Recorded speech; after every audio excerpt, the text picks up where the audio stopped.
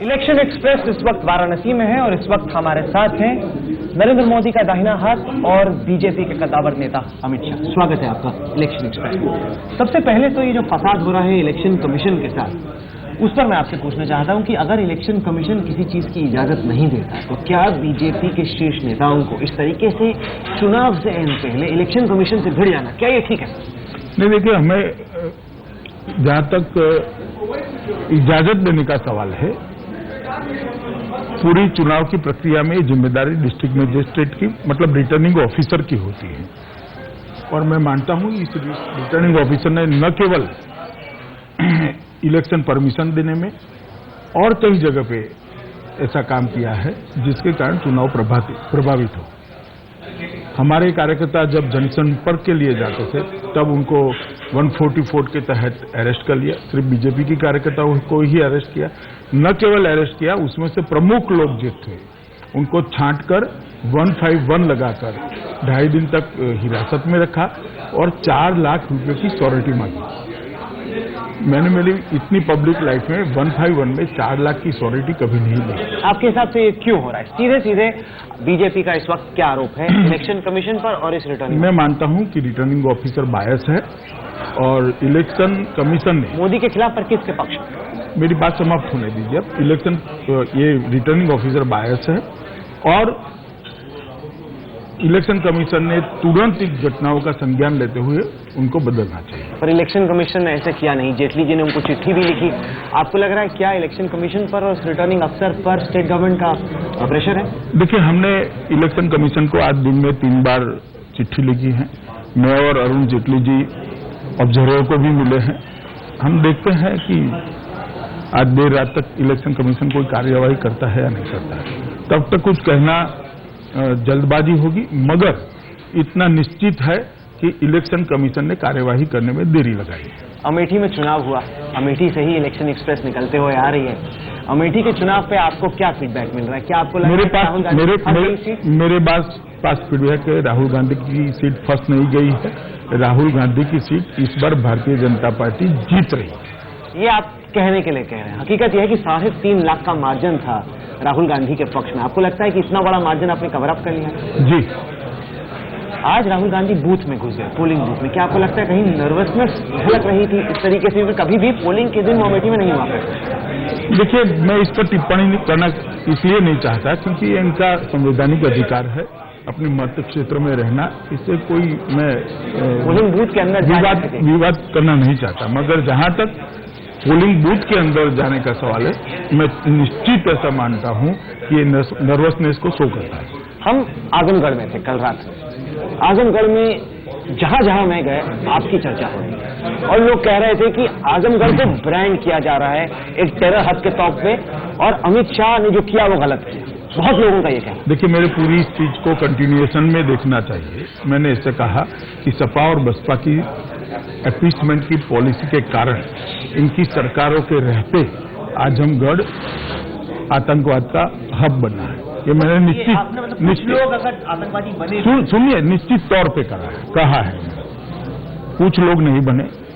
कई इतनी रिपोर्टें हैं। मैं गुजरात सरकार का गृहमंत्री रहा हूं। कई ऐसी रिपोर्टें हैं। आईबी की रिपोर्ट है, सेंट्रल आईबी की रिपोर्ट है, उत्तर प्रदेश पुलिस की रिपोर्ट है। आईएम का जो मॉड्यूल था वो पूरा आजमगढ़ बेस्ड था जो गुजरात पुलिस ने बर्स्ट किया। कई ऐसे प्रमाण हैं जिसके आधार पर कह सकते हैं कहीं न कहीं लिबरल पॉलिसी टुवर्ड्स टेररिज्म, इसके कारण यहां पर आतंकवादी प्रवृत्ति बढ़ी। तो अगर बीजेपी की सरकार बनती है तो आजमगढ़ जैसे इलाके के लिए आप क्या करेंगे? आजमगढ़ जैसे इलाके के लिए नहीं, हम इन टोटो जीरो टॉलरेंस की पॉलिसी बीजेपी ने पहले भी अपनाई थी, अब भी अपनाई। क्योंकि ठेस उन लोगों को पहुंचती है जो 90% जनता है जो कहती है कि हमारा आतंकवाद से कोई लेना नहीं। अगर कुछ लोग हैं भी जो बेगा गए या आतंकवादी बन गए, उसके लिए हमें क्यों ब्रांड किया जाए? अमित शाह इस तरह की बात आके क्यों? नहीं, मैंने ब्रांड नहीं कहा। मैंने ऐसा कहा 90% लोगों के लिए ही मैं बोला कि सरकार की खराब पॉलिसी के कारण आप लोगों की ब्रांडिंग हुई। तो ये बताइए अमित भाई कि ऐसा क्यों होता है कि जहां भी आप जाते हैं विवाद आपके पीछे आता रहता है? कुछ आप ऐसा बोलते रहते हैं जिससे आप ही विवाद में फंसते हैं। नहीं, मीडिया के लोगों का प्रेम है मीडिया के लोगों का कि आप भी कोशिश करते हैं, मैं कभी आप भी कुछ ऐसी बात कहते हैं जिसमें कि इसी परेशान हो जाए या कोई समुदाय परेशान हो जाए। इसमें ऐसी कोई बात नहीं है। आप पूरी टैक्स मंगाकर देख लीजिए।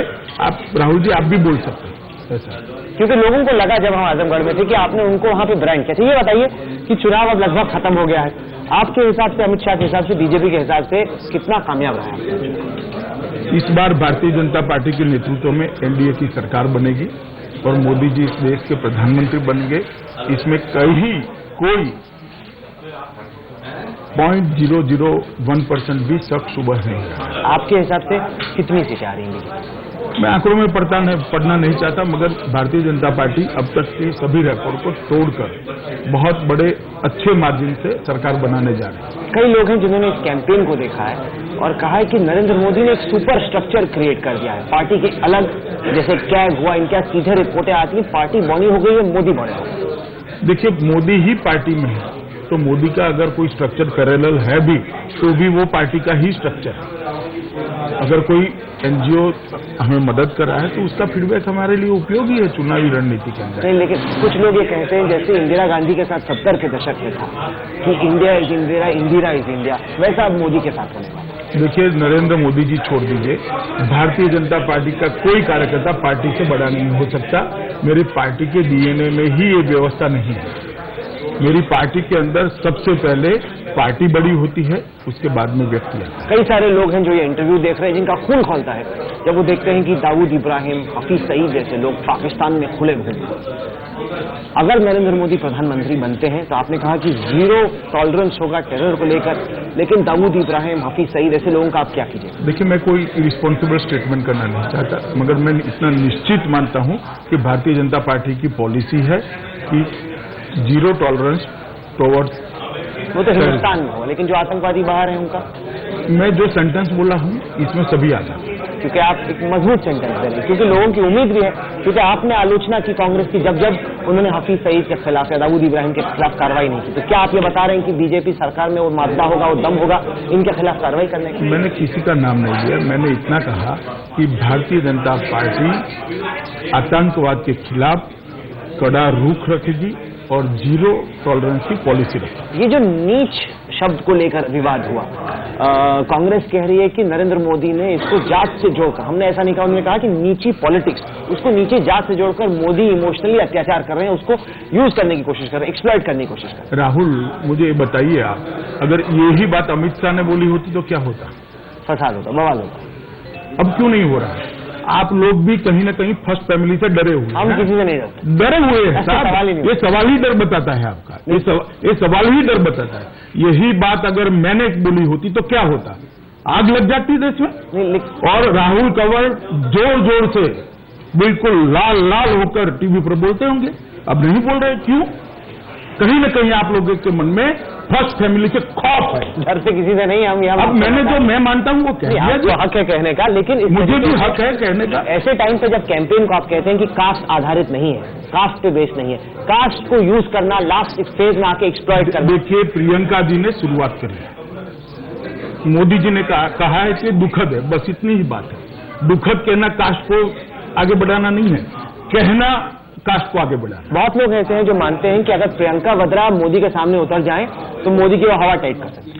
उतरे? आपको क्या लगता है? उतरे? आपको लगता है कि राहुल से बेटर कॉम्पिटिशन? भैया, मैं काल्पनिक बातों का जवाब नहीं देता। कोई किसी को रोक कैसे सकता है ना? कोई नहीं रोक सकता, हम रोकना भी नहीं चाहते। पहले भाई आप लोग कहते थे कि केजरीवाल आएंगे तो हवा टाइट हो जाएगी। आपका शब्द है हवा टाइट, मेरा नहीं है, आपका है। मैं ऐसे शब्दों का इस्तेमाल नहीं करता।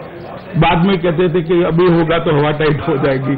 कुछ नहीं होना है, मोदी जी का प्रधानमंत्री बनना निश्चित है। काउंटिंग के दिन 2 बजे तय हो जाएगा राहुल जी कि इस देश के अगले प्रधानमंत्री श्रीमान नरेंद्र मोदी। तो वाराणसी के कैंपेन को आप मास्टरमाइंड कर रहे हैं, आपके हिसाब से कांग्रेस का प्रत्याशी अजय राय बड़ा खतरा है कि अरविंद केजरीवाल? देखिए, वाराणसी की जनता का जो प्रेम नरेंद्र मोदी और भारतीय जनता पार्टी के प्रति मैं देख रहा हूं, उसमें कोई खतरा नहीं। नरेंद्र मोदी की जीत सुनिश्चित है। अब कुछ बचे कुछ वोट है जो आप लोगों के प्रभाव में है, इन्होंने तय करना है दूसरा नंबर ये किसको देना है। मीडिया में बार बार आरोपना क्यों करता है? नहीं, मैं तो राहुल जी को कह रहा हूँ। मुझे में कह रहा जी, हूं। जी, क्योंकि ये बड़ा मैं देख रहा हूँ कि जो भी नेता आता है वो आजकल मीडिया पे गोली चलाने नहीं, मीडिया पे नहीं है। देखिए, एक पूरा कैंपेन चला है, एक पूरा कैंपेन चला है और कोई कम समय के लिए नहीं चला है, 12 सालों तक चला है लोगों और इसका एक असर हुआ है निश्चित वर्ग पर। इसलिए मैं कह रहा हूं कि अब दूसरा नंबर किसको देना उन लोगों ने तय किया। कई लोगों को शंका यह है कि अगर अमित शाह और मोदी की सरकार बन गई तो 12 साल का बदला लेगी। देखिए, सरकार अमित शाह और मोदी की नहीं बनती, नरेंद्र मोदी की बनती। पहले एक बात मैं स्पष्ट कर दूं, सरकार प्रधानमंत्री के नाम से जानी जाती है और बदला हमारे कोई एजेंडा में नहीं है राहुल जी, मगर हम इतना निश्चित रूप से मानते हैं कि 12 साल तक एक गलत प्रचार हुआ है। 12 साल तक गलत है। कल नरेंद्र मोदी वाराणसी आ रहे हैं, क्या वैसे ही हुजूम लगेगा जैसे जब नॉमिनेशन के लिए आए थे तब था? मुस्कुरा रहे हैं आप, क्या कह रही है आपकी मुस्कुराहट? अब मुझे लगता है कि शायद संख्या कम होती थोड़ी बहुत भी अगर इलेक्शन कमीशन ये न करता। वाराणसी की जनता में डिस्ट्रिक्ट मजिस्ट्रेट के स्टैंड के कारण बड़ा रोष है और मैं आशा करता हूं कि बहुत बड़ी संख्या में लोग मोदी जी को देखने और सुनने आए। और अगर 144 लगा हुआ है, ईसी के और सरकार के नियमों का उल्लंघन हुआ फिर? रोहनिया की सभा है, मोदी जी अपने कार्यालय जा रहे हैं। कार्यालय तो कोई हवा में से तो जा नहीं सकता, रोड पर से ही जा सकता है। आप कह भी रहे हैं, नहीं भी कह रहे हैं, मतलब हुआ उल्लंघन तो हुआ, ये है क्या? उल्लंघन कहाँ से होता है? मोदी जी 144 का मतलब सुनिए ना, मोदी जी अपनी कार में कार्यालय जा रहे हैं, आसपास में लोग दुकानें बंद कर दे क्या? चलिए, जबरदस्त रहेगा, अच्छा है। हम वाराणसी में, आप भी वाराणसी में, हमें भाई आपने वक्त दिया इलेक्शन एक्सप्रेस को, इसके लिए आपका बहुत बहुत थैंक यू।